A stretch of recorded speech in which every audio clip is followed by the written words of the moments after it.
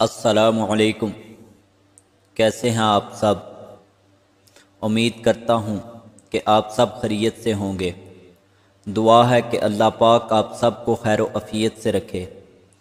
پیارے بھائیوں، ہمارے پیارے نبی حضرت محمد رسول اللہ صلی اللہ علیہ وآلہ وسلم کی کچھ حدیثیں آپ کے سامنے بیان کروں گا، اور سب دوستوں سے گزارش ہے کہ حدیثوں کو سنیں اور دوستوں کے ساتھ بھی شیئر کریں۔ بسم اللہ الرحمن الرحیم۔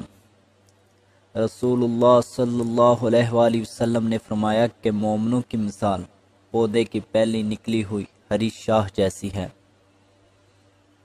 کہ جب بھی ہوا چلتی ہے تو اسے جھکا دیتی ہے، پھر وہ سیدھا ہو کر مصیبت برداشت کرنے میں کامیاب ہو جاتا ہے۔ اور بدکار کی مثال صنوبر کے درخت جیسی ہے کہ سخت ہوتا ہے اور سیدھا کھڑا رہتا ہے، یہاں تک کہ اللہ تعالی جب چاہتا ہے اسے اکھاڑ پھینکتا ہے۔